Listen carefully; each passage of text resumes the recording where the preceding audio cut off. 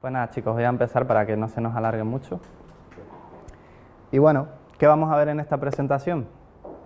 Pues aprenderemos los conceptos básicos de Redis, vamos a ver cómo montarlo en clúster y también cómo utilizarlo como sistema de caché de nuestra aplicación web, utilizando el soporte de Spring.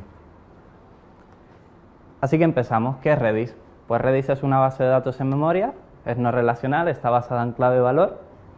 Es open source, pero es verdad que existe una versión Enterprise con la que algunos de nuestros compañeros han trabajado, así que si tenéis más dudas de lo que incluye la versión Enterprise, le podéis preguntar a ellos, ¿vale?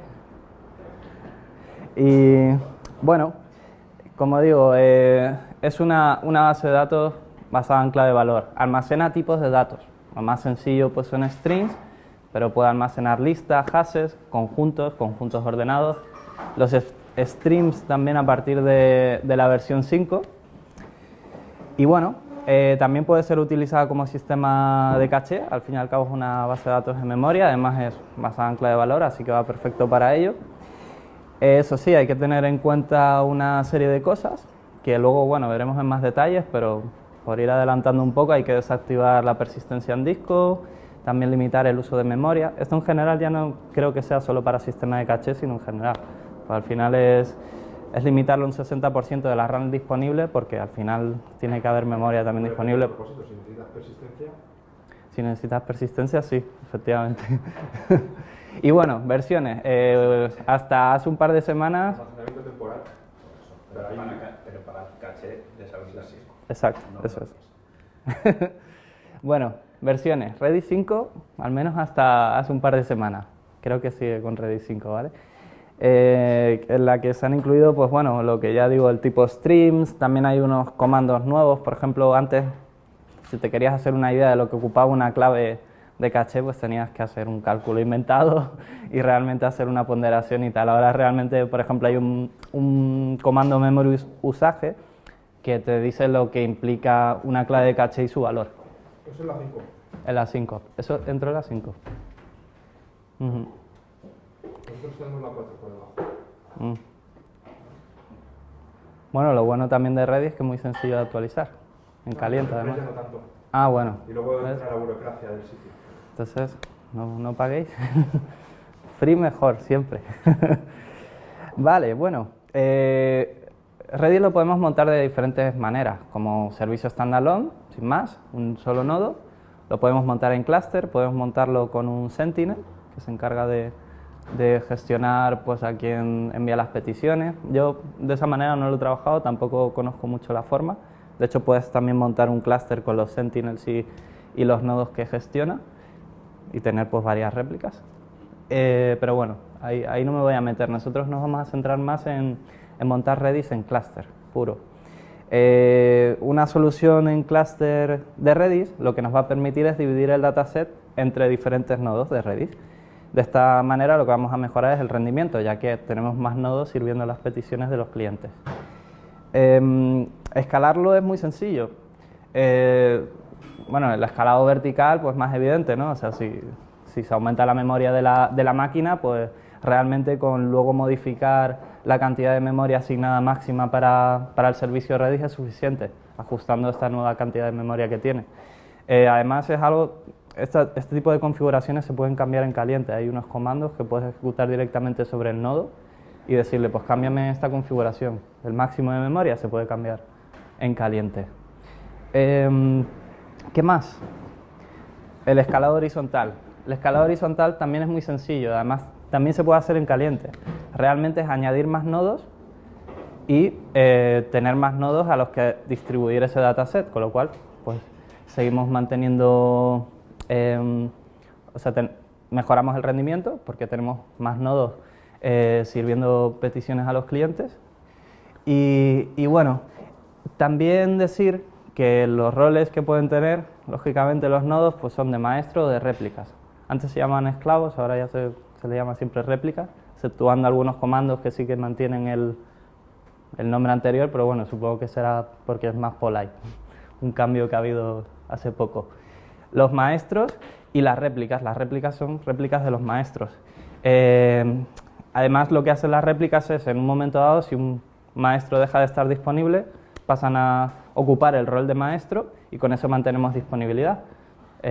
No se cae el servicio, evidentemente a lo mejor durante ese cambio hay algunas peticiones que sí se van a desechar y que no van a poder ser respondidas, pero es bastante rápido. En cuanto a comunicación, los nodos maestros se van a comunicar con los clientes a través de un puerto que configuramos. También es verdad que se pueden configurar las réplicas, por ejemplo, para que sirvan las peticiones de consulta, no de inserción ni actualización, pero sí de consulta.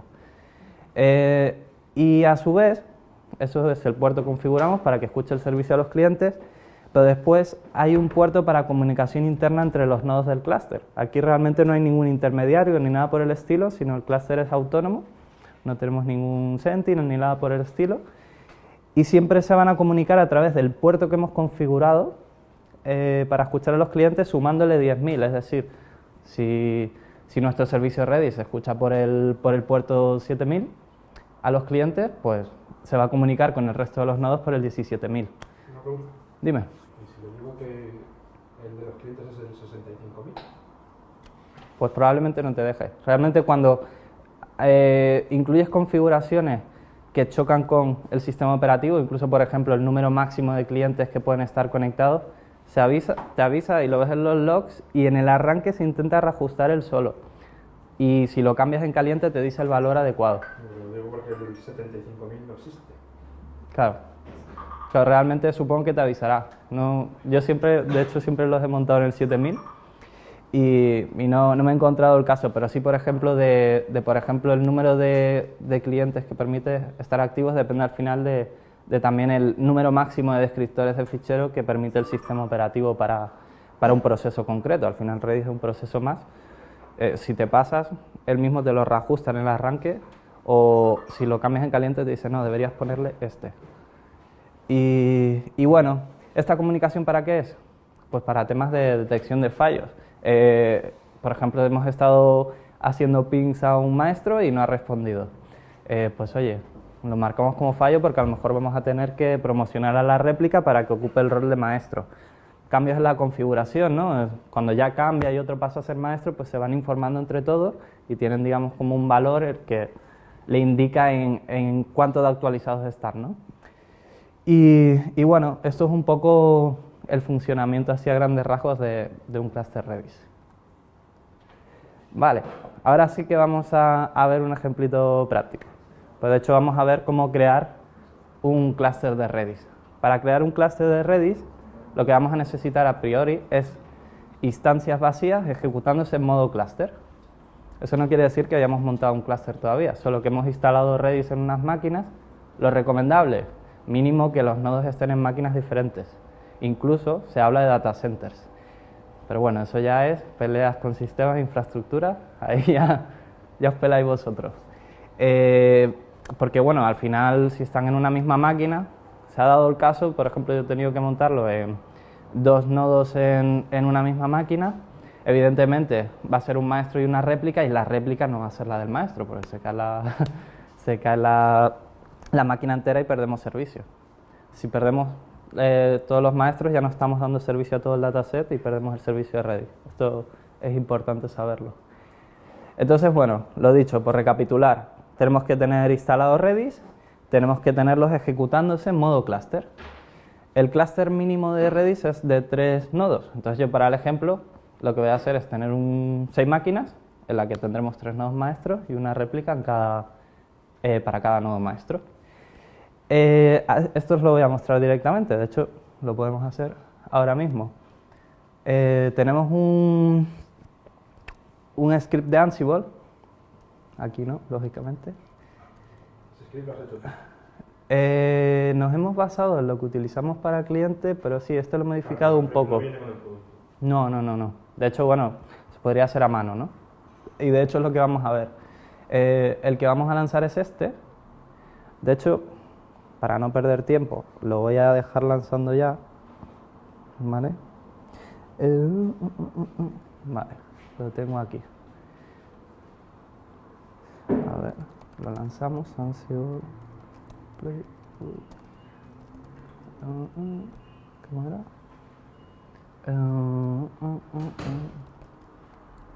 Install Redis cluster. Bueno, le ponemos 10.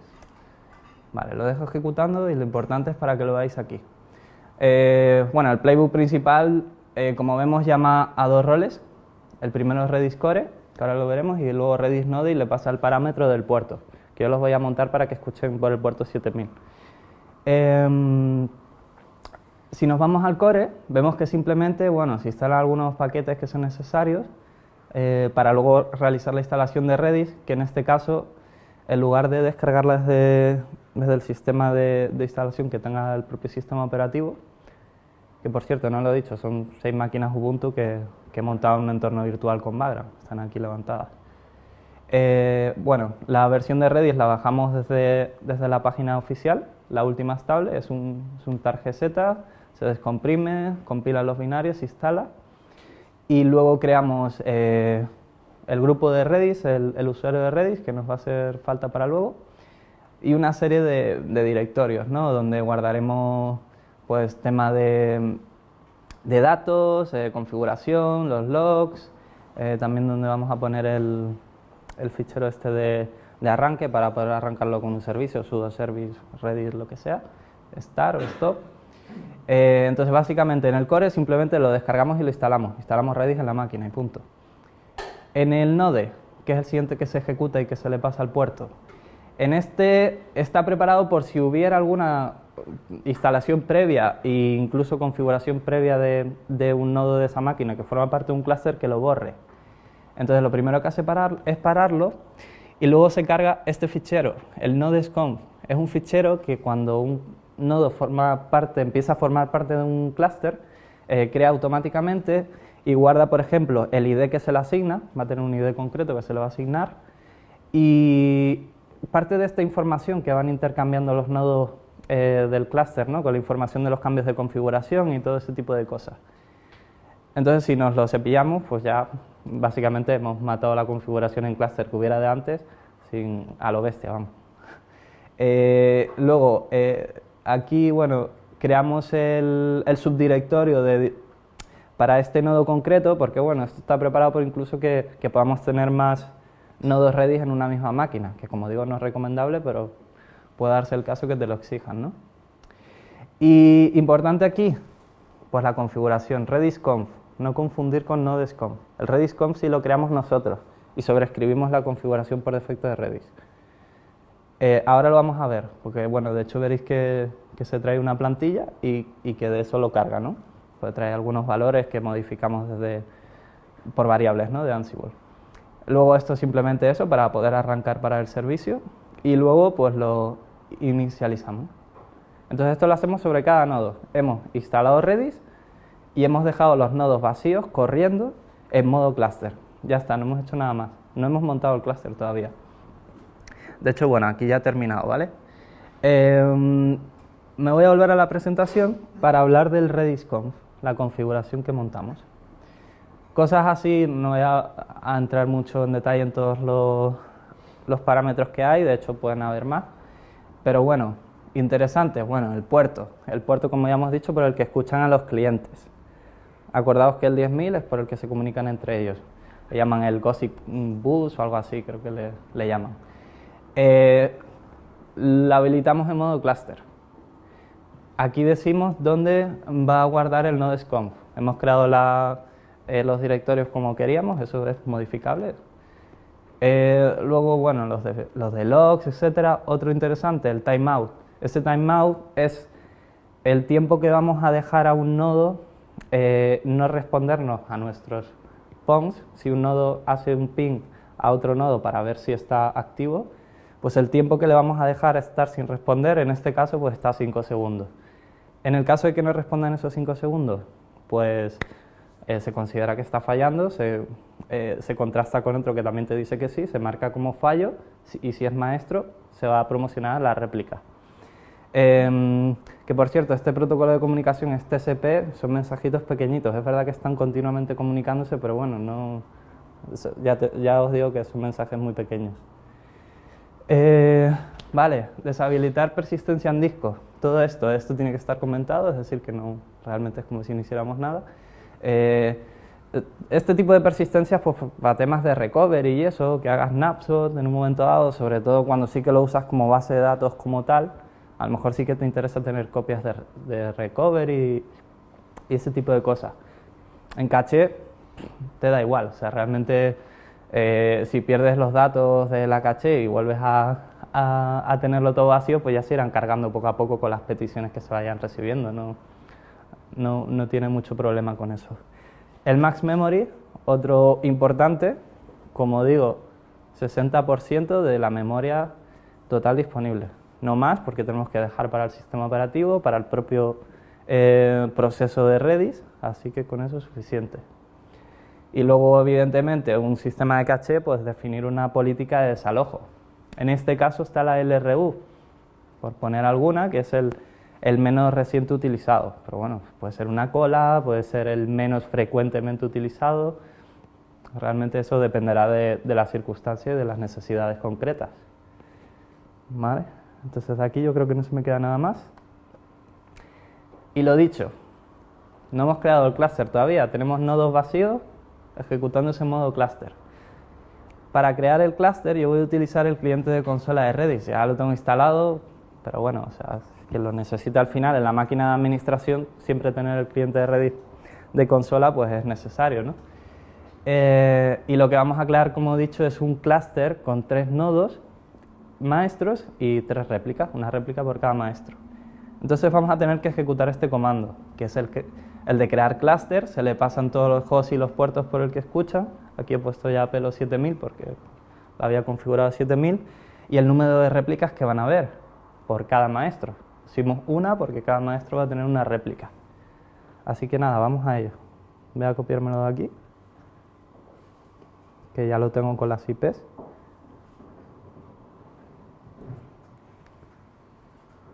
Vale.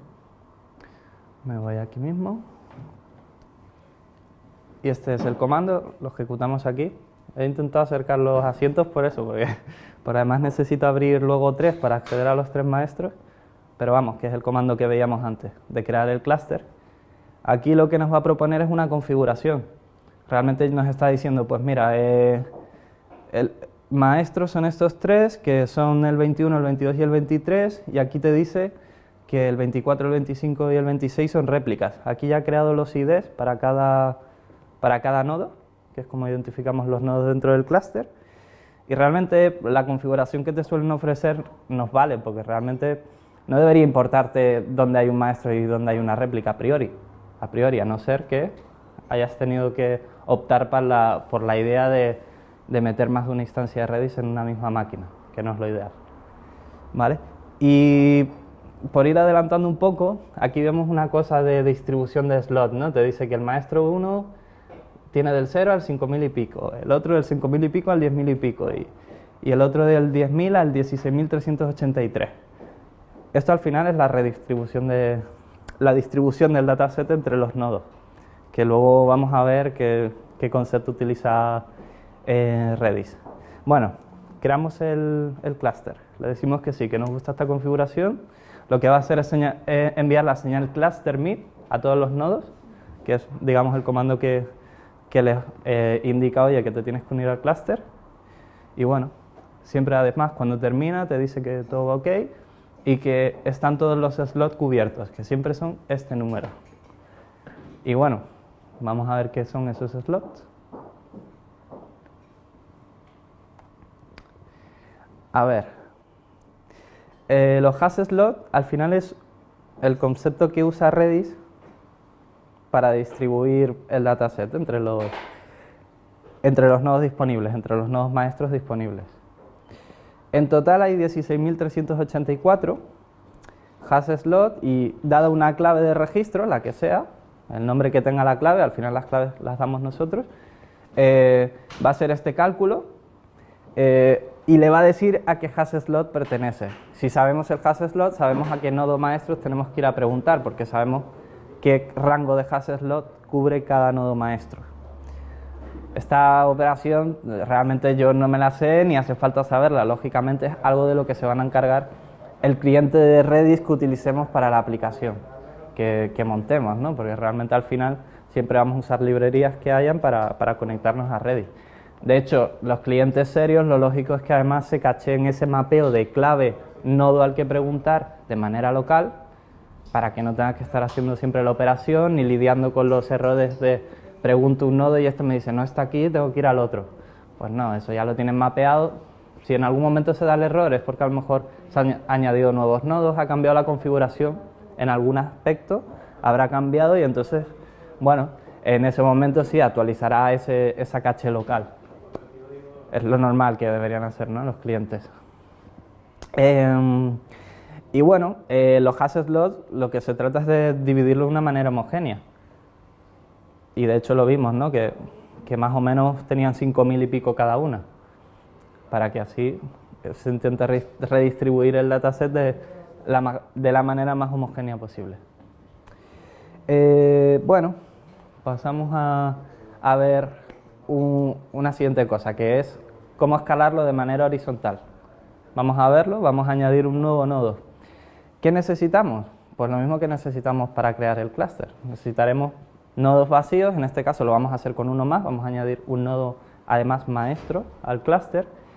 Y entonces evidentemente pues vamos a tener que tener en la máquina en la que esté Redis instalado y el nodo corriendo en modo clúster y vacío. Ya está, no está haciendo nada más. Y luego ya vamos a poder añadirlo al clúster. Para esto también tengo un script de Ansible que básicamente reutiliza los otros y por simplicidad sí que lo voy a meter en una de las máquinas que ya existía para no crear una máquina más. Es este de aquí, ¿no? O sea, realmente llama al Redis Node y le dice utiliza el host Redis New Node, que es también la máquina 21 de las que tenía. Y claro, como el otro escucha en el 7000, este va a escuchar en el 7001 y ya está. Así que voy a lanzar este script. ¿La había copiado o no? A ver. Aquí. Vale. Que no lo tenía entero. Ansible Playbook.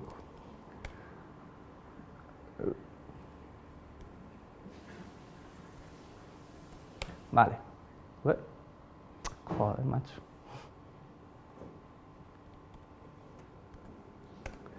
Ahora, ¿vale? Este solo está haciendo el Redis, ¿no? Porque Redis ya estaba instalado, solo está haciendo la parte de crear los directorios concretos para este nodo y darle la configuración que vimos antes, es lo que está haciendo. De hecho, si hacemos, por ejemplo, vamos a ir viendo ya algún comando que podemos hacer. Con Redis clear, bueno, de hecho lo voy a copiar de aquí porque no me sé el host de las máquinas de memoria.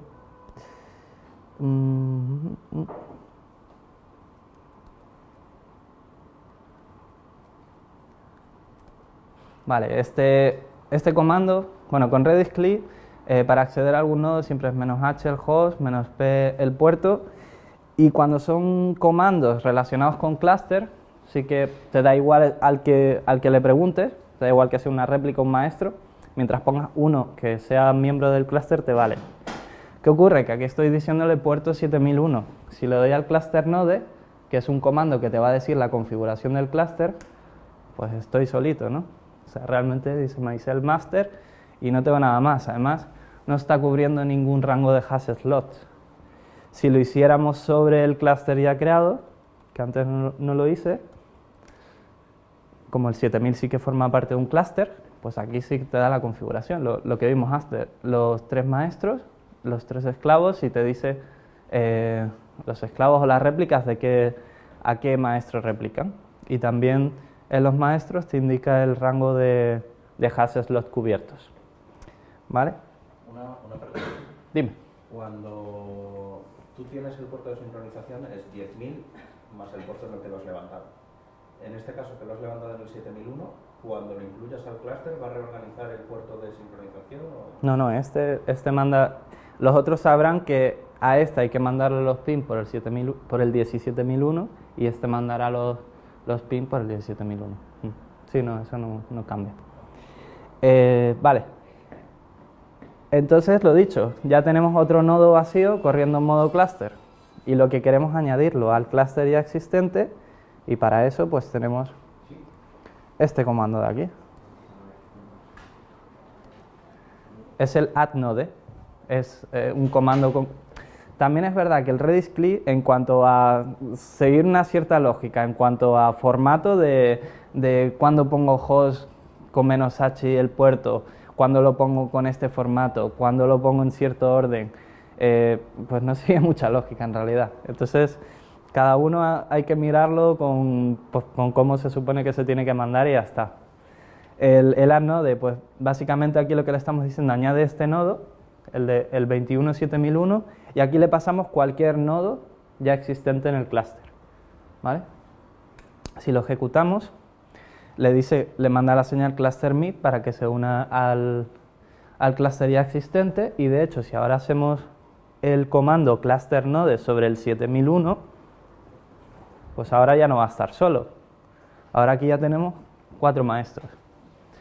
¿Pero qué nos chirría aquí? Realmente no va a servir ninguna petición, porque no tiene ningún rango de hash slot cubiertos, con lo cual por ahora no está haciendo nada. Simplemente es un nodo más, pero no está haciendo ni de réplica ni de maestro. Si fuera réplica, es con otro comando que le dices, oye, créate como réplica de otro que ya sea maestro. En este caso lo he puesto maestro porque es un poco lo que más chicha puede tener. ¿Y qué tenemos que hacer? Pues redistribuir otra vez los hash slot. Todo esto lo estamos haciendo en caliente. Como veis, no hemos tirado en ningún momento el servicio. Y para eso pues hay varios comandos, ¿no? Este, por ejemplo, el rebalance, y con la opción cluster useMP master, para que no solo redistribuya, sino que además le dé hash slot a los que estén vacíos, te lo va a hacer automáticamente. Pero si quisiéramos hacerlo manualmente, es decir, pues quiero llevar tantos hash slot de este nodo a este otro nodo, pues hay otro comando que de hecho luego vamos a ver cuando borremos el nodo. Luego lo vamos a ver. Bueno, entonces si ejecutamos este comando, pues realmente ya nos está diciendo, estamos moviendo 1366 slots de la 22 a la nueva, a la 7001. Pues al final la vacía es la que necesita redistribución. Y de los otros dos ha movido 1365, de la 23 y de la 21. Si ahora hacemos un cluster node desde nuevo, pues el 7001, este de aquí, ya sí que tiene asignación de hash slot. Aquí, bueno, pues ya nos lo ha puesto de la mejor manera que ha podido, pero realmente es homogénea. Lo que pasa es que ya aquí no, los rangos pues son diferentes, ¿no? Pero al final el número de hash slot es más o menos el mismo en todos. Vale, pues hemos escalado el clúster. De hecho aquí podéis ver el comando, el rebalance, y lo hemos escalado de manera automática. ¿Qué hacemos para borrar nodos? Ya que hemos metido este, lo vamos a aprovechar también para borrarlo. Pero claro, antes de borrarlo, debemos volver a redistribuir los hash slot y decirle, oye, los que tengo yo los cedo al resto de maestros para yo no cubrir ningún hash slot, y entonces ya me podré borrar. Para redistribuirlo, pues hay que ejecutar este comando, que son de los más puñeteros, porque aquí ya sí te piden los nodes ID. Entonces tienes que ver qué node ID tiene cada host. No obstante, lo vamos a hacer, y aprovechando que vimos esa redistribución que hizo automática, ya vimos cuántos hash slot cogió de un nodo para llevárselo a otro. Y así lo que vamos a hacer es devolvérselos como estaban antes y ya está. Así que vamos a ello. De hecho, yo tengo por aquí el comando copiado, es el resart, ¿no? Se le pasa lo primero, pues se le pasa el host y el puerto de alguno de las máquinas que forman parte del clúster, y se le pone el ID desde el que quieres traer hash slot, es decir, desde el que vamos a borrar, hacia los que sí que vamos a mantener. Como el primero ya hemos visto que le daba 66, y si no recuerdo mal, era la máquina... Es la cantidad de slots que mueves. Exacto. No el ID de esos slots. ¿No? Eso es, número de slots. Vale, aquí era el 22, el primero, ¿no? El que le pasaba 1366. Vale, entonces me voy a pillar los IDs. El que no va a cambiar siempre va a ser el from, ¿no? que va a ser el que vamos a borrar, que es el que está corriendo en el puerto 21. Así que este va a estar fijo aquí. El de que nos pasó 26, o sea, 1366 fue el de la máquina 22 que tiene este ID, así que lo ponemos aquí. Ahí no. Gracias, porque además en esto es en lo que más tenía posibilidades de fastidiarla. Vale. Bueno, nos dice cómo lo va a mover y nada, le decimos que sí y listo. ¿Le podemos borrar nodos maestros? De hecho, el que estoy borrando es maestro. ¿Y si hay 3 nodos maestros y borran los 3? No, 3 es el mínimo. 3 es el mínimo. Pasa que como ahora he añadido uno, tenemos Yo ahí 4. tengo mi duda. En teoría el cluster, no sé si es recomendado o obligado. Yo creo que No te sabría tres decir. Por el tema de que sean números impares por puerto, pero yo creo que puedes configurar nodos que no vayan a asignar, que no le tengan en cuenta los slots. ¿Sabes? Pero que los tienes, pero siendo Los maestro. tienes ahí para que monitoricen el resto del clúster. ¿Vale? Es que en el Enterprise, claro, en el Enterprise hay así. Y me imagino que en el Community se tiene que poder hacer igual. ¿Vale? Que tú tienes un nodo que tiene el rol de quorum only, que sería el Enterprise, que yo creo que debe ser un master donde no tiene hash slots. Sí, que está porque ahí. para decidir promocionar sí que tiene que ser máster, eso Claro. sí. Puede ser, pues seguro que se puede. Entonces yo creo que es eso. Y lo que te recomiendan no es que sea 3, sino que tiene que ser un número impar. ¿Vale? Sí, para luego elegir a qué Nosotros esclavo lo hemos promocionar. montado con 8 masters, por decirlo de alguna manera, Ujú. y luego un nodo extra, que es este de quorum only, Ajá, que no almacena datos. Solamente está para que haya un nodo impar, o sea, nodos impares para poder hacer eso. Y además formará parte de esta comunicación de chequear el estado del clúster. Es un máster hueco. Ujú. Es solamente para... Claro. Entonces me De- imagino que eso se puede hacer. Que tú añades el nodo, pero que no le haces la asignación de... Exacto. De hecho, es lo que, o sea, hasta en el momento en el que hicimos el rebalance, no habíamos asignado slot y estaba ahí, formaba parte del clúster. Pero evidentemente ahí no iba a almacenar nada. Pero bueno, puede tener esas funciones, sí, no lo había pensado. Pero realmente sí. Y de hecho ahora, cuando lo vamos a borrar, primero lo vamos a dejar sin hash slot y va a seguir formando parte del master. Lo que pasa es que sí que es condición necesaria para borrarlo, eso sí. No te deja borrar si tienes hash slots, ¿no? Si no tiene. Si ya se ha quedado sin hash slot Por cubierto. eso, que no te deja si tiene. Exacto, eso es. Vale, voy a volver a ejecutar el cluster nodes. De los demás fueron 65 y bueno, pues es de la 21 y la 23 que son los otros nodos maestros. 21 pero el de 7000, este de aquí. Así que este es el primero que vamos a hacer. El to. Lo ejecuto. Uy. Le digo que sí. Y finalmente del otro, que es el de la 23. De la 23 está aquí, este ID. Vale. Pues este lo cambiamos aquí. Volvemos a copiar. Pegamos. Confirmamos. Y ahora sí, lo hemos hecho bien. Como hay posibilidad de que falle, hablo en plural porque así el error es compartido. Si no hubiera dicho E. En principio, si ejecutamos el cluster nodes, ¿dónde está el 7001? A ver, 7001, ¿ves? Acaba aquí y no tiene ningún hash slot asignado. Entonces, en principio ahora, si ejecutamos el comando de borrado, lo hemos hecho bien. Bueno, lo he hecho bien. Vale. Bueno, el comando de borrado es este de aquí. A ver. Comando de borrado es el del node. Le decimos que además tienes que poner, es que ya te digo que cada uno pues es de su padre y de su madre.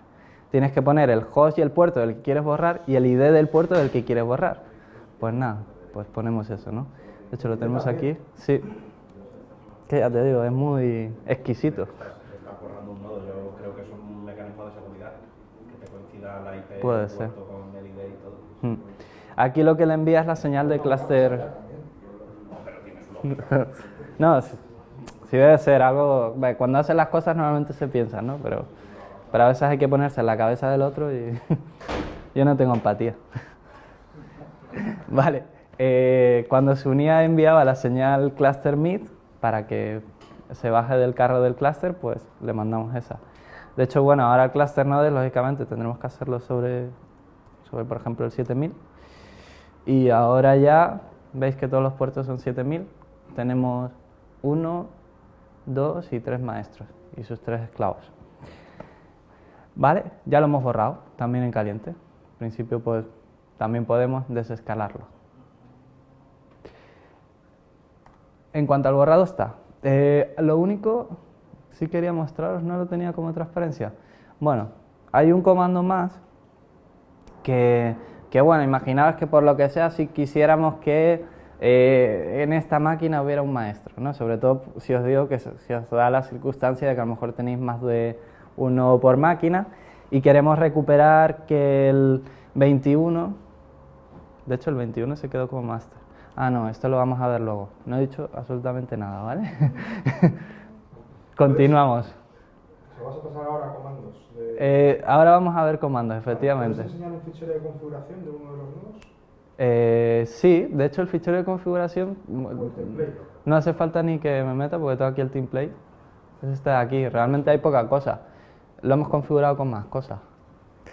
Sobre todo también número máximo de clientes, alguna cosa más sí que me ha llegado a tocar. Vale, aquí simplemente es con uno del cluster enable, con eso. Sí, con eso ya está ejecutándose en modo cluster. Vale. Y el rol no se le indica, ¿no? Porque cuando sí que se utiliza No. con configuración de master con réplicas y no sé qué, le pones rol y en los otros le pones, o sea, que será master, y en los otros hay un atributo más que es slave of y le dices de quién es el slave. Vale, era por... Sí, está, de hecho, bueno, cuando por ejemplo aquí, cuando añades uno así, sí que le puedes decir este es slave of tal. Y luego de hecho vamos a ver un comando para forzar que una réplica se convierta en maestro. Vale. Y luego, dos cosas. Una, la curiosidad que has dicho de el nodo de escucha más 10.000. He mirado ahora en el Redis Enterprise, está limitado los nodos de escucha del 10.000 al 19.999. Y te dice que el de sincronización va del 20.000 a 29.999. Para que no te ocurra lo del... Lo pongo en el 65. Claro, y así pagaste... Vale. Y luego hay otro parámetro que es el réplica timeout, o sea, RPL timeout o algo así. Vale, que ese también es interesante. ¿Cómo es el comando? O sea, otro parámetro. Sí, RPL-timeout, que es cuando tú arrancas, un nodo que se te ha caído del clúster o que es una réplica, etcétera, se tiene que sincronizar con el master, tiene que hacer todas las sincronizaciones de datos. A veces te da timeout, ¿vale? Y eso te puede ocurrir porque tengas persistencia, o sea, la persistencia, los discos sean lentos, la red la tengas saturada y que sea lenta también, o porque tengas mucho volumen de datos. ¿Vale? Por defecto está a 60 segundos. Si en 60 segundos no consigues sincronizar, no te va a llegar nunca a añadirse el nodo al cluster. ¿Y no lo vuelve a intentar? No lo vuelve a intentar. Entonces tienes que coger y empezar a aumentar ese parámetro, ¿vale? Del timeout, a ver cómo es. Y te dicen también que... O sea, lo aumentas y lo reinicias. Cuando yo lo vi, correcto. Lo aumentas en el nodo que estás intentando añadir, ¿vale? Y lo reinicias. Y también te dicen que para que te hagas una idea de cuánto tiempo necesitas, hagas un BGSave. ¿Vale? Y con un BGSave, que es salvarlo a un fichero, el tiempo en el BGSave te dice empezada la copia, así ya sabes cuánto da. Finalizada la copia, en tal, que más o menos... Pues ya sabes qué timeout ponerle. Vale. De hecho, luego vamos a juguetear con comparar nodos y ver cómo se reestructura y tal, y sí que se ve el tema de que evidentemente se tienen que sincronizar, pero es verdad que puede ser que tenga, bueno, de hecho tienen un timeout a 60 segundos. Vale, ok. Vale, a ver, ¿por dónde íbamos? Sí, ahora vamos a empezar a juguetear con algunos tipos de datos. A ver, yo no voy a mostrar aquí todos los tipos de datos ni nada por el estilo, realmente lo tenéis todos, lo podéis ver en la documentación de Redis. Solo para que veáis un poco jugar desde la consola las operaciones básicas de creación de claves de tipo string, también podemos poner alguna de set ordenados y de hashes, por poner uno de cada, ¿no? Pero que hay más tipos, ¿eh? Entonces yo lo que voy a hacer aquí es, voy a entrar en modo interactivo en cada uno de los nodos, vamos a hacerlo por orden, vamos a entrar aquí en el 21. Si no pones nada, si no pones un comando concreto, aquí lo que entra es pues ya en el modo interactivo, ¿vale? Me voy a copiar. Entro aquí en el 21, aquí en el 22 y aquí en el 23. Mira, de hecho estaba de antes. Pero por si acaso, pues yo creo que esto se volvió a instalar y todo. Entro. Vale, el primer comando que voy a hacer es este. ¿Vale? No lo hagáis nunca en producción. Jamás. Jamás. Este es obtener el comando keys, obtener todas las claves que sirve, o sea, que cumplen un patrón pasado. Si pasas el asterisco es todas. En producción podemos tener cientos de miles de claves. Si lanzamos este comando podemos bloquear la instancia de Redis, el nodo de Redis, y evidentemente eso repercute en que no vamos a dar servicio a los clientes, ¿no? Y se van a estar esperando, a lo mejor su timeout se acaba cumpliendo, no responde, errores, pero eso, fiestas. Eso también ocurre por eso, porque Redis es un proceso que trabaja en monohilo. Entonces tú le estás pidiendo una cosa y te está atendiendo a ti, no atiende a nadie más. Eso es. Entonces hay alternativas. De hecho, si tenéis que hacer algo de este estilo, escanear el espacio de claves, pues usar los comandos de scan. Son unos comandos que te permiten escanear el nodo de manera iterativa, para que no lo lances todo de golpe. De hecho, yo no sé si ha salido ya, pero hice un tutorial que va a salir en Adictos de todo este asunto, de cómo escanear el espacio de claves, por si quieres tener información del tamaño que está ocupando cada una, por si alguna se te va de las manos, porque a lo mejor imagínate si es información cacheada, si tienes demasiadas claves creadas, probablemente la caché no esté muy bien definida, ¿no? Porque si hay muchas, van a haber pocos hits de caché y probablemente estás creando las claves por los parámetros que no deberías, o bueno, tampoco me voy a meter ahí, va a salir el tutorial próximamente en los mejores blogs, así que no me meto ahí. Comando keys, lo he dicho, no utilizarlo. Aquí simplemente, como está recién creado, está todo vacío, ha ido súper rápido. Con asterisco solo. Bueno, exacto, podéis poner otros patrones controlados por yo qué sé, porque tenéis prefijos de claves o sufijos y sabéis que no la vais a liar, ¿vale? En el caso de que queráis mirar todo, siempre scan. El scan te devuelve un cursor, te va devolviendo por bloques y en función de ese cursor luego te da un valor para el cursor y lo vuelves a llamar con ese valor y ya te da pues otro bloque y así con todas las claves.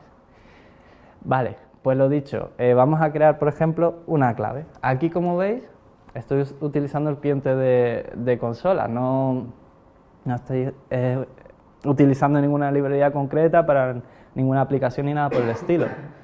Con lo cual van a pasar cosas probablemente como esta. Yo le digo que me cree la clave tipo string, con un set te crea string, la clave es key y el valor es value. Bueno, key 1 y value 1.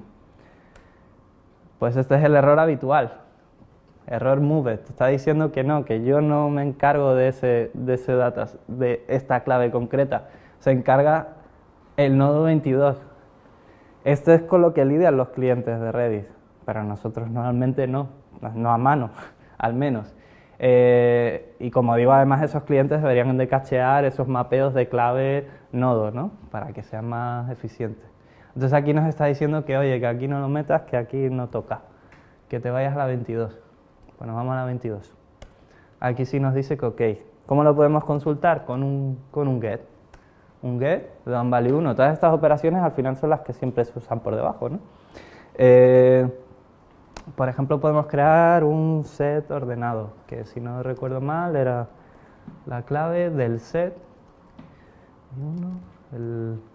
creo que aquí le dabas el peso, ¿no? Por el set ordenado al final pues tiene eso, como un score asociado a cada valor, pero bueno, eso es un poco lo de menos.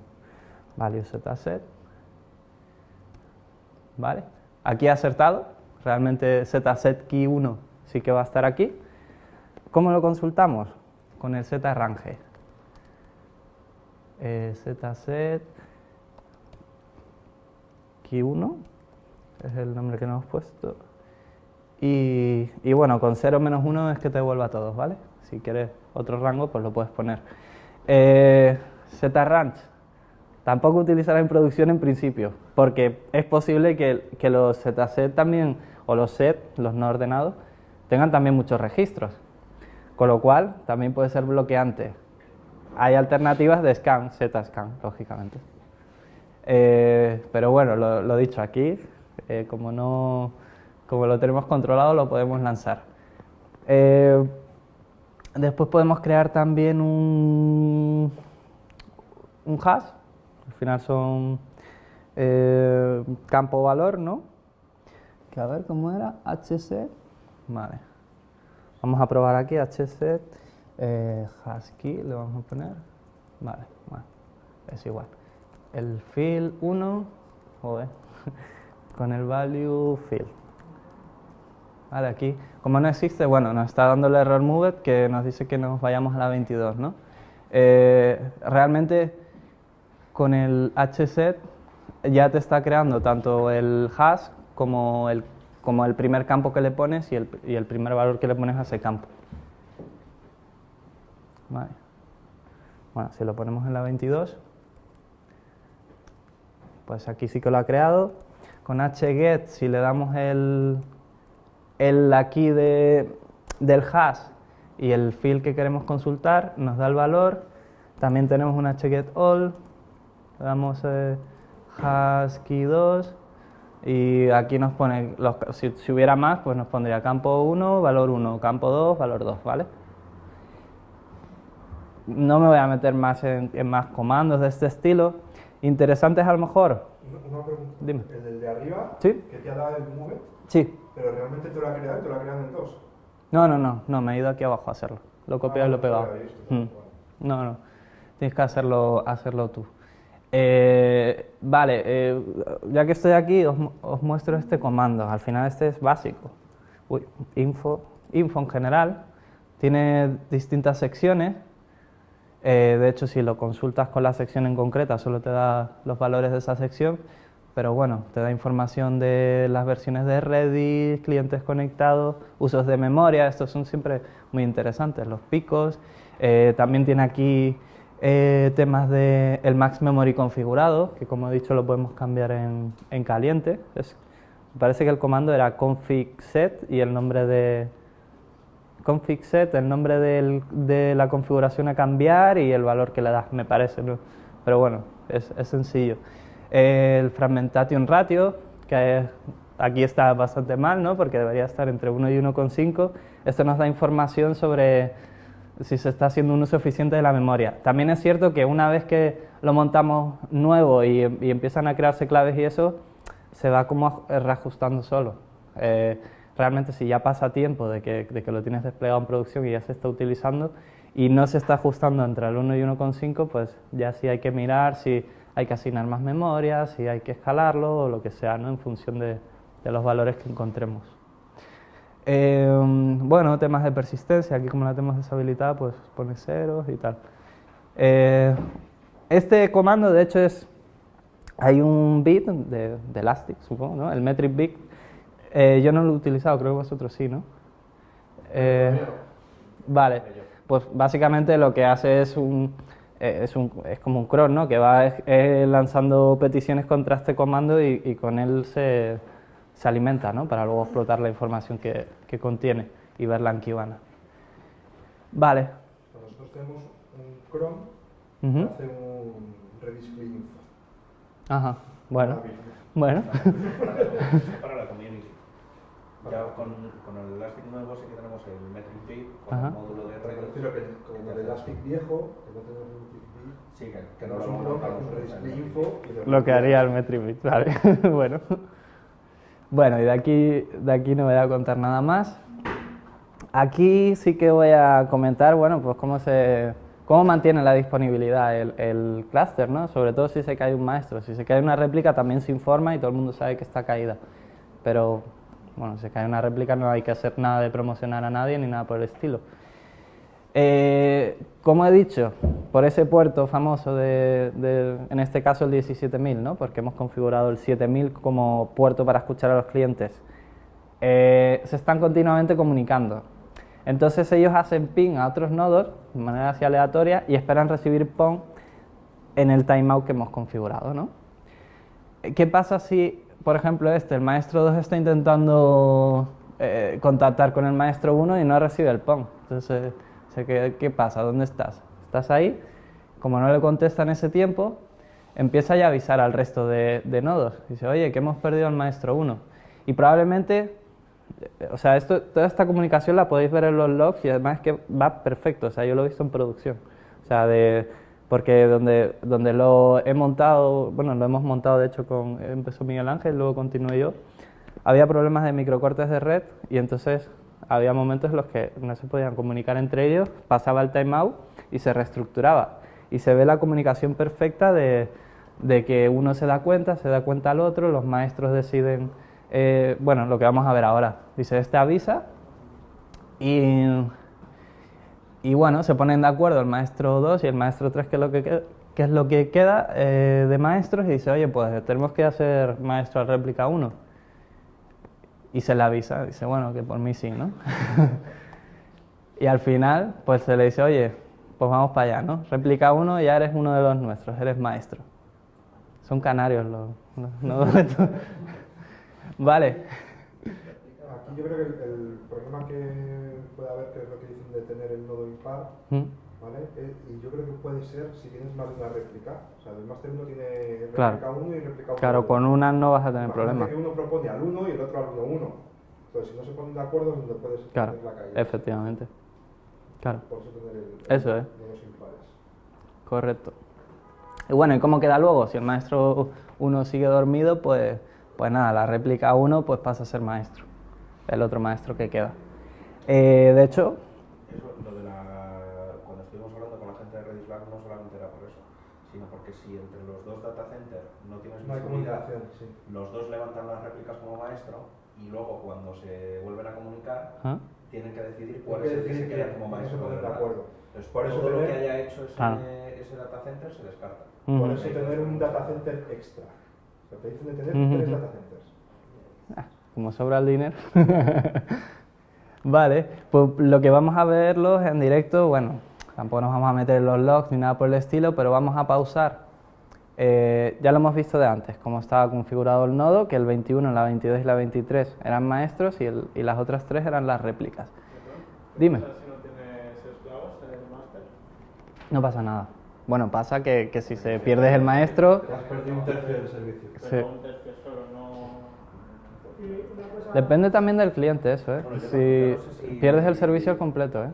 Cuando ya no estás... Claro, sí. yo no sé cómo era el tema del... No, en principio todos. Sí, no sé si de... Por eso, como no hay resar, pues a la hora de calcular el hash, las claves que te vayan a caer en los que están en servicio, bien. Los otros, por eso, Esa es la pregunta. Si Yo lo he probado y pierdes el servicio entero. ¿Pierdes el servicio? Al menos usando Jedis en mi caso, como cliente de Java. No sé si es algo también que tiene que ver con el cliente, ¿eh? Más que con el servidor. Pero ya te digo que sí, que de hecho, como teníamos esa solución de 2 nodos por máquina, claro, que se te cayera una máquina, vale, sí, peligroso es, pero lo peligroso es la situación que te deja luego, porque ya quedan 2 maestros en una misma máquina. Si ahora luego se cae esa también, ya olvídate. Claro, pero ahí es que se te ha caído todo. Claro, sí.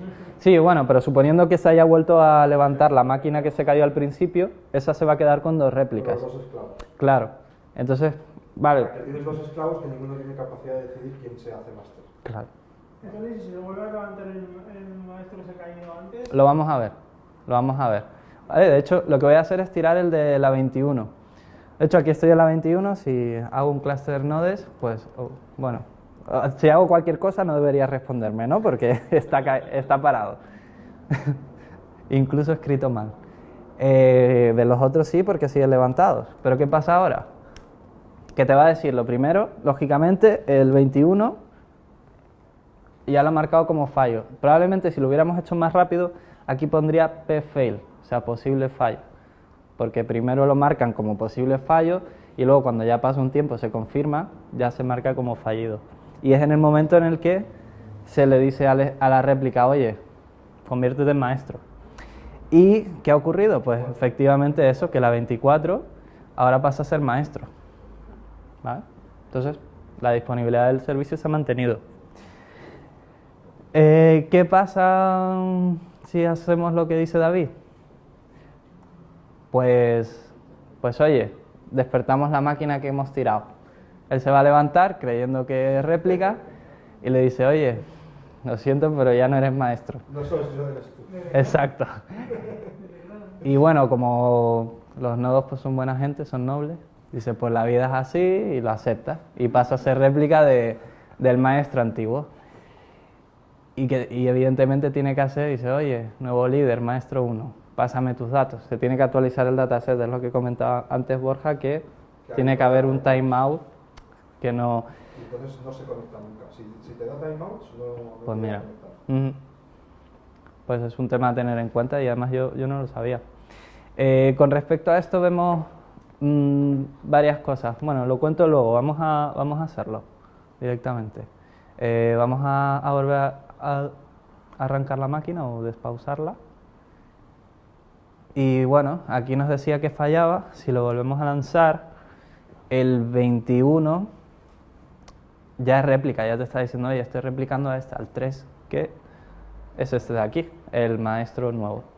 Ya ahí, si miramos los logs, se verá eso también de oye, que te han avisado, configuración del clúster ha cambiado, sincronizándome con el nuevo maestro. Y ese es el proceso que ocurre. Vale, lo hemos despausado y aquí quería comentar alguna cosita. Redis en principio, o por defecto, no garantiza consistencia total, porque por temas de rendimiento la replicación se hace de manera asíncrona. Es decir, que si por ejemplo un cliente escribe en un nodo concreto, el cliente no, o sea, el nodo no va a esperar a contestarle que ok a que se haga la réplica, sino que lanza la replicación de manera asíncrona. Entonces, ¿qué ocurre si un cliente efectivamente ha escrito en un nodo, se le ha dicho que ok, y luego durante el proceso de replicación eso ha fallado, se ha caído el nodo maestro, luego la réplica que pasa a ser nodo maestro no está completamente actualizado y bueno, ese dato lo ha perdido? Es una inconsistencia aceptable, especialmente en un sistema de caché, pues al final, bueno, pues hemos perdido alguna clave que pues ya se volverá a llamar a algún servicio que provoque que se vuelva a generar esa clave y ya la tendrás cacheada para las siguientes llamadas. No obstante, si sí que necesitas forzar, necesitas tener consistencia total, puedes forzar la replicación síncrona. Es simplemente una configuración. Lógicamente ya das por hecho que estás penalizando el rendimiento. Vale, y una última cosa de esto. De hecho, hay un comando, por curiosidad, que en mi caso sí que he tenido que utilizarlo, precisamente por lo que vuelvo de siempre. En la misma máquina, dos nodos, una máquina ha podido caerse, han quedado dos maestros en otra, pues joder, lo suyo es volverlo a reestructurar. Pues este comando lo que te permite es decirle a una réplica que se convierta en el maestro. Vale, entonces, si lo ejecutamos aquí, por ejemplo, y hacemos aquí el cluster nodes, como veis da igual donde lo ejecutes en uno o en otro, el 21 vuelve a ser maestro, ¿vale? Como curiosidad. Claro, pero yo entiendo, cuando hay, porque es la pregunta que iba a hacer, pero justo veo que funciona. ¿Cómo él fuerza al otro maestro, cómo le pega la patada? Pues ¿Esto es un force o algo así? ¿O qué? Sí, de hecho tiene opciones. Tiene opciones, lo que pasa es que no me lo hace muy bien, pero sí que es verdad que habría que mirar la documentación, pero sí que tiene opciones de la manera en lo que lo fuerzas. ¿Vale? En principio lanzado así, pues va a machete. Vale, Y lo digo por eso, porque sí. si no hubiese ningún maestro Mm. levantado para ese conjunto de hash slots, está claro, lo asumo y ya está. Bueno, Entonces, realmente- ahora asumo el rol, pero tengo que echar al otro. No, pero realmente, claro, es que como réplica tú estás replicando lo que tenga el maestro, pero realmente no sabes ni qué dataset, ni qué conjunto de hash slots está gestionando. O sea que realmente entiendo que tiene que estar el maestro y del maestro sacará la información de los hash slots que cubre y en principio estará sincronizado y le dirá al maestro, oye, que no, que ahora yo soy el maestro, tú pasas a ser réplica. Acepta, claro, exacto. Son muy nobles. No, pero es verdad que hay opciones, pero no me las sé. La verdad que la documentación de los comandos de Redis pues está bien, ¿no? Está toda la documentación en la web y te lo explica con ejemplos y tal. Vale, ¿a qué pasamos ahora? Vale. Bueno, vamos a pasar ya a la última parte de la charla, que bueno, es intentar utilizar este clúster como un sistema de caché de una aplicación web, utilizando el soporte de Spring. Redis es una base de datos en memoria, clave valor, con lo cual para caché, cojonuda, ¿no? Ya lo dijimos previamente, pero bueno, lo volvemos a repetir. Algún tipo de consideraciones. Deshabilitar esa persistencia que hemos visto, el 60% de la memoria disponible como max memory, y bueno, evidentemente hay que elegir una política de desalojo. Esto como mínimo. Luego ya pues habrá que ver qué otro tipo de configuraciones hay que tener en cuenta, ¿no? Pero como mínimo esto. Vale, en el ejemplo que vamos a utilizar, pues utilizamos el soporte de Spring para bases de datos Redis, que es Spring Data Redis. Internamente, cuando se utiliza Redis como sistema de caché, va a utilizar el Redis Cache Manager. El Redis Cache Manager ya está implementado dentro de Spring Data Redis. Que básicamente es una implementación de la interfaz de Spring Cache Manager. Si tuvieras un sistema de caché no soportado por Spring o que no da soporte a Spring, pues, y quisieras usar las anotaciones de Spring de cacheo, pues no te queda otra que implementar esta interfaz con toda la gestión de caché que tengas de ese sistema de caché. Por ejemplo, de Coheres, ¿no? Como es de pago, pues Spring no da soporte y te lo puedes montar sin ningún problema, ¿no? Implementas esta interfaz, utilizas las librerías concretas de Coherence en este caso y haces las operaciones que tengas que hacer. O sea, cumples el contrato de la interfaz y ya está. Lo haces bien, claro. Vale. Bueno, ¿por qué tener caché? Pues en la caché almacenamos la información que accedemos con frecuencia, ¿no? Entonces la razón fundamental para tener caché en nuestros sistemas es mejorar el rendimiento. Básicamente evita obtener los datos de la fuente original, muchas veces base de datos, ¿no? Y evitamos también sobrecargarla y todo ese tipo de cosas, sobre todo obtenerlo más rápido. Continuamos. El ejemplo, vamos un poco ya más al lío. En realidad vamos a usar las anotaciones habituales de @cacheable y todo esto de Spring. Vamos a ver cómo funcionan cada una. Es una aplicación en Spring Boot, como toda aplicación en Spring Boot. Toda la magia sucede entre bambalinas, entonces hay mucha configuración por defecto y lo que hay que saber es qué está haciendo por debajo para poder sobreescribir esa configuración. Y al final, pues bueno, al final te lo facilita mucho pues, con esos features de properties en las que puedes cambiar ciertas configuraciones. Una vez tengas la librería de Spring Data Redis, de por sí Spring pues, da soporte a que la caché sea de tipo Redis, entonces se puede poner directamente en el properties y se usa tipo Redis y le das la información de conexión, dónde están los hosts. Puedes poner uno solo, realmente, o sea, con que pongas un nodo del clúster te vale. Pero bueno, siempre por seguridad poner más de uno, no vaya a ser que alguno esté caído en el momento en que se vaya a conectar y sin más. Puedes poner una réplica también, sí, efectivamente. Y luego, en cuanto a los clientes que usa por debajo Spring, por cierto, hay más configuraciones. O sea, podemos tener protegido el acceso a los nodos del clúster por contraseña, yo qué sé, temas de configuraciones, sí, pues de contraseña, de un pool de conexiones, te puedes crear el pool de conexiones. tiene uno por defecto, pero bueno, si lo suyo es que lo sobreescribas y le pongas otra configuración al pool.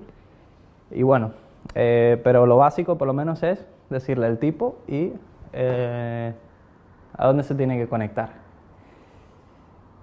Y en cuanto a tema de clientes, bueno, cuando en el arranque Redis usa una clase que es Redis Cache Configuration, que es lo que acaba obteniendo la factoría de conexión a la caché y te crea, digamos, la conexión al sistema de caché. Por defecto está utilizando Letus. Estas dos son dos clientes de Redis para Java. Nosotros, de hecho, al principio usamos Jedis, y de hecho sigue estando Jedis, porque Jedis al principio daba más soporte a Redis Cluster. De hecho, el Redis Cluster era bastante nuevo en ese momento. Y Letus se quedaba un poquito más atrás. Por cierto, me encanta el nombre, Letus. Pero ahora, por defecto, de hecho, intenta conectarse, o sea, utilizando la librería de Letus. Y además, si veis cómo ha ido evolucionando Spring Data Redis, las releases que han ido saliendo, casi todos son actualizaciones de que Letus ha actualizado para dar más soporte a Redis Cluster. O sea que por eso se está utilizando más, y de hecho en este ejemplo ya he usado Letus y va muy bien. ¿Tú ahora mismo recomendarías Letus por encima de Jedis? Sí. Sí, después de haber hecho las pruebas y tal, sí. De hecho ¿Qué hice... ventajas le da? Pues es que hay ciertas operaciones que todavía no están implementadas en Jedis, sobre todo de las nuevas. Operaciones concretas también de cluster, y por ejemplo el memory usage también. Entonces hay ciertas cosas que ya está haciendo más Letus que Jedis. Si quiero utilizarla bajo nivel. Sí, efectivamente. Como cliente como tal, pues no sé cuál será. Ah, bueno, hay una cosa que sí me gusta, que por defecto, cómo te genera las claves. Jedis es más, o sea, Letus es más sencillo. Jedis te monta claro, lo monta como array de bytes por defecto y tal, y además hace una cosa que a mí no me gusta mucho, que es si por ejemplo cacheas un método con @cacheable, le pones el nombre del método, eso lo que te va a crear es un zset de lo que vimos. Un zset que dentro contiene agrupadas todas las claves que se generen para ese método con los diferentes parámetros que les llama. Y luego, por otro lado, tienes la clave concreta, porque esos ya son string, la clave concreta que ves en el zset y el valor que tiene ya llamar a ese método con esos parámetros. Entonces es un poco lío. Jedis lo hace más sencillo. Realmente te crea una genérica y listo. O sea, no te crea un zset, te crea una de tipo string directamente. Y luego lo vemos en el ejemplo porque... es que, claro, lo ideal sería verlo en el ejemplo y verlo cómo lo almacena en el cliente en el que lo hemos montado, para comparar. Pues es verdad que no es sencillo de explicar sin el ejemplo. Pero bueno, ya te digo que por lo poco que he jugado... Además, Spring por defecto usa esa, supongo que también algún motivo... Ya si lo hace él, yo me suelo fijar de lo que hace en principio. Vale, de aquí nada más. Realmente ya lo que os quiero mostrar es la aplicación. A ver, la aplicación no ha sido muy original, es un sistema de crear, actualizar y listar personas. Ni siquiera son superhéroes, o sea, imagínate lo poco original que fue. Y básicamente pues usamos las anotaciones de Spring para cacheo, no... lo vemos en el ejemplo y ya está, porque al final tampoco es que sea algo concreto de Redis ni nada por el estilo. Lo que os comentaba, bueno, por cierto, Javi. Despedido. Coño, como que despedido en IntelliJ. No, ahora sí, bien primero. Vale. ¿Cuál modo de presentación? Hazlo más grande. Todavía no me he hecho con él y no me voy a liar ahora. Muy bien, voy a poner estoy orgullosísimo de que utilices inteligencia de Grise. Exacto, bueno, ya está. Hasta aquí la tontería. Vale, el tema de lo que vimos antes, la configuración le he puesto la mínima, ¿no? Que use sistema de caché de Redis. ¿No se ve nada? Espérate. ¿Y no puedo hacer un command más? Command Shift. Command Shift A y presentación. Presentación. Ahí está. Dale, Vale, ya como me muevo con el command 1, ¿no? Command 1 y te sacas el explorador. y abrir una concreta, como era coma nu. Humano, sí, para clase. Vale. Luego para las presentaciones también está bien el tema, claro. Aunque luego tú utilices los cursos de Si es que tenía que haber usado Clixer, es que soy su normal, o sea. Una duda, por ejemplo, para los que estamos en el año 2015 todavía en Spring Cache Type tal, esto es para configurarme el template de Exacto, sí, ya te hace todo eso. Sí, el Redis template, sí, sí. Claro, es que es esto. Nosotros, por ejemplo, que estábamos, a lo mejor no tan lejos, pero sí en el 2016 o así, sí que es verdad que, aparte de que queríamos usar Jedis, sí que, claro, todo el tema de definir el bin del Redis template y todo eso sí que lo tuvimos que hacer programáticamente.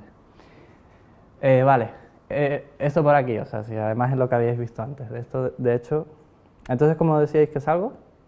Como el Lo mismo, Coma algo. nulo, coma no. Ah, no, para salir. No. ¿Qué quieres? Command 1. Vale, y aquí veo esta mierda, Ya, ¿no? command C, Vale, vale, no. command C Con derecha, esto me vale. Command C derecha. No me digas tantas command, Bueno. que voy despacito con eso. No, no, realmente no, porque joder, como se sigue viendo aquí y ya puedo acceder aquí a las clases. Command C derecha. y sí, Que la hace más grande. va a ser compañero nuestro, tú verás. Pero va a hacer las apps. Sí, sí, bueno, país otro cuñado. ya ves, sale de uno para meterse en otro. No, pero justamente cuando me han avisado estaba viendo aquí al de Android de... Vale, realmente aquí simplemente la anotación enable caching para que procese las anotaciones de arroba cacheable, etcétera, en el main, en el punto de entrada a la aplicación Spring Boot, y en el controller pues es donde está un poco la chicha, ¿no?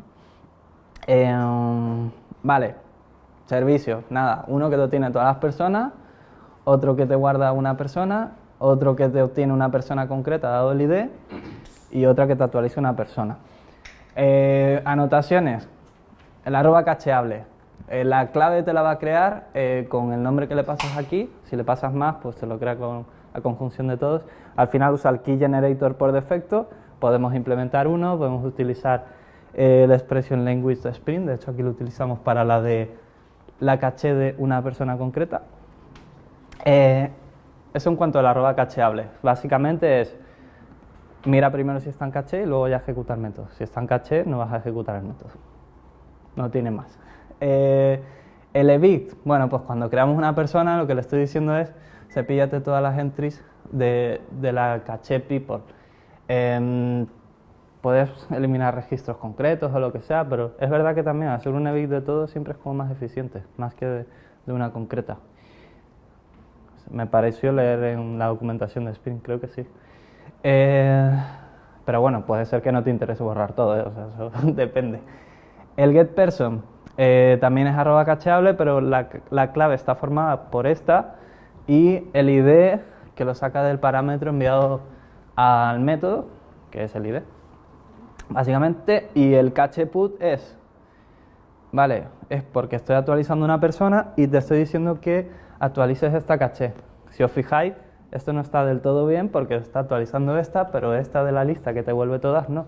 Entonces, si modificamos algo en esta persona, sí que se va a actualizar en el sistema de caché, lo podemos ver, pero para esta clave concreta. La diferencia entre el cacheable del primero que devuelves una lista, ahí lo que me hace es cachearme bajo people toda la lista. Exacto, la lista. Además se verá que es array list. Vale. Y el de abajo lo que hace es una clave compuesta de people con nivel. Correcto. Vale. Eso es. Y de hecho, vamos al lío, vamos a verla. Esta es el cache put, eso, te lo actualiza directamente en el sistema de caché. No es que te lo borre ni nada, sino que si cambias alguno de los campos, te lo actualiza, pero la que dice Borja, la concreta del ID. Así que, repetirme cómo se sale de esto. Command. Como lo mismo, command C, fa, y te vas a ya directamente el exit. Qué inteligente es. Vale, venga. Levantamos la aplicación. Aquí, bueno, los logs. Joder, claro, que lo tengo en modo debug. Bueno, de hecho, si no estuviera en modo debug no se vería, pero sí que veréis que cuando cuando pilla de la clase esta de configuración de Redis, luego al final acaba utilizando el factory del etus y todo eso, ¿no? Que ya te digo que al final es eso, si quieres utilizar otro, pues defines el bin y punto. Pero en este caso así, para hacerlo lo más sencillo posible, lo podemos ver aquí. ¿Tiene una propiedad para decirle utilízame un nuevo, utiliza ahí? Pues no lo sé, no llega. Porque claro, ahí en donde lo montamos no teníamos Spring Boot todavía. Si yo estoy como tú, yo quiero entrar también en el año 2019, o al menos el 18. Vale, el servicio de getPeople. Ahora mismo no hay nada. Evidentemente en los nodos de caché no había nada. Creo que se guarda, de memoria creo que la crea aquí. Ha creado la caché. Esto del simple key es algo que añade el Letus. Para saber que es un simple key además de un array. Me dicho que nunca usemos el XS, ¿no? Nunca. En producción, ¿no? En producción nunca. No, o sea, todo lo que hago aquí está mal. Por cierto, otro comando, ya que lo sepáis también, el type, te dice el tipo de la clave, en este caso es string. Esto nos sirve también para saber con qué comando tenemos que consultarlo, porque cada uno tiene su comando de consulta en función del tipo. El get es, bueno, pues serialización por defecto, array de bytes. Hay otros, ¿cómo era? ¿Crio o Kiro? Crio. Sí, que creo que te lo comprimía o no sé qué. Es un string, pero con un formato específico, si tienes que implementarte. Tienes serializadores por defecto, pero para tus tipos, pues aún tienes que implementarte. Pues efectivamente, al final serializadores puedes elegir distintas opciones y bueno, pueden repercutir en la cantidad de memoria que estás usando en los nodos de Redis. Aquí es pues un array de bytes, que además es un array list que está vacío, en este caso no tiene nada. Así que, bueno, ha creado el registro de caché porque hemos llamado a este método. De hecho, si ahora le volvemos a llamar, pues no irá al repositorio, por cierto, es un CRUD repository de toda la vida, de estos de Spring, y está levantada una base de datos en memoria H2. Lo normal es que fuera una base de datos que persista en disco, ¿no? Pero bueno, para el ejemplo es así. Entonces, estas segundas llamadas, tercera y cuarta, realmente van a ser llamadas que no ejecutan el método real. El create person. Vamos a poner al padre, a John Lennon. Lo creamos. Vimos que tenía el caché bit, con lo cual, en principio, aquí no debería haber nada. De hecho, aquí no debería haber nada, ¿vale? Porque es la única clave que había en este nodo y se las he pillado. Si ahora lo ejecutamos, lógicamente sí que va a llamar a la base de datos en la primera instancia, pero ya te habrá creado aquí el registro de caché con el valor, que aquí ya sí que tiene el valor de el nuevo creado, o sea, tiene un elemento y de hecho, pues si volvemos a llamar, lógicamente, pues sí que estará tirando del valor de caché. También tenemos el find by ID. El find by ID ya vimos que creaba otra clave, que era people y el ID concreto. No sé si está aquí, creo que sí. Aquí pues podemos ver el contenido concreto, es también de tipo string. Vale, y aquí bueno, está el nombre y el apellido. ¿Qué hacemos? ¿Qué pasa si actualizamos? Teníamos el caché put, ¿no? Que lo que hace es actualizarte el registro en caché, no te lo borra en nada, sino que te lo actualiza con lo nuevo. John, cuando se casó con Yoko, otra de las locuras que hizo, aparte de casarse con Yoko, fue cambiarse el nombre. Así se puso John Ono. Aquí ya sí que aparecerá, bueno, de hecho se va allí, ¿no? John Ono. Ha actualizado pero este no, porque realmente no le hemos dicho que actualice este. Entonces, de hecho, si llamamos a pues sigue estando el valor anterior. Posiblemente es un mal diseño, ¿no? Pero así vemos un poco los ejemplos de todo. Y bueno, esto es un poco los métodos habituales. Hemos visto las anotaciones, que esto es en general para cualquier sistema de caché que queramos gestionar con Spring.